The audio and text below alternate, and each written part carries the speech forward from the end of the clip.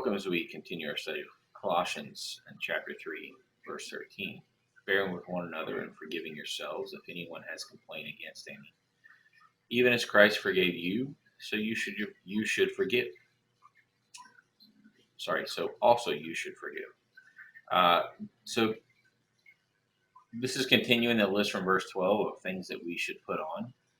Bearing is anakamai, and so that comes from Anna, which by itself means up, but usually as a prefix it can mean up, or it can also imply repetition. And then echo, which is to hold. So to hold up, but it's a little bit more than that. And you can see that the third option here and there is to sustain, to bear, to endure. That's where the repetition part comes in. So it's really to hold up each other permanently. And if we look over in word study, it's to hold them up or strain them and keep them from falling back down. So we're to do that for each other.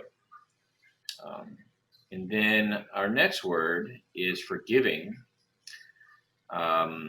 which is charizomai. This comes from charis, and pardon, grant forgiveness. Keep in mind that charis is unmerited favor. So God gives us grace. He gives us unmerited favor.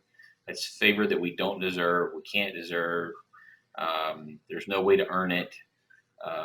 Just by the very nature of grace, it can't be earned. Otherwise, it would be merited.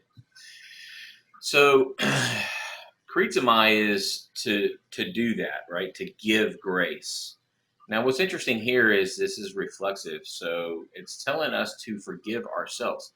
I think this is something that most Christians really they struggle with. The person that you should forgive the most is yourself. God hasn't forgiven you, so therefore you should forgive yourself. There's no guilt. There's no condemnation. It doesn't mean that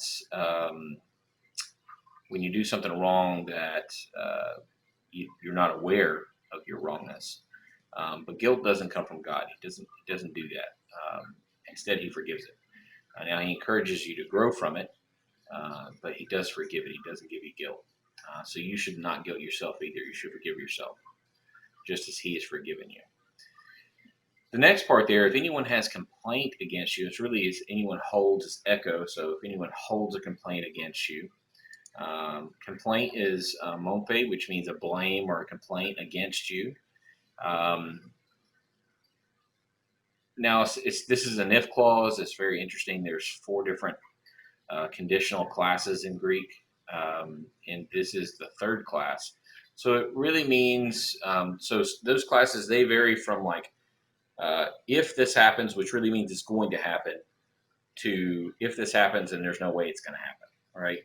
And the word structure really tells you which one of those it is. This one is a if, and it's very likely it could. So if someone has a complaint against you, and it's likely this might happen, then as Christ forgave you, you should also forgive them. Now, the complaint may be legit or not legit. It doesn't. The word doesn't. It doesn't clarify that. So, forgave as Christ forgave you is charizomai again. It's the same word that we saw about forgiving ourselves, and it has the same context here.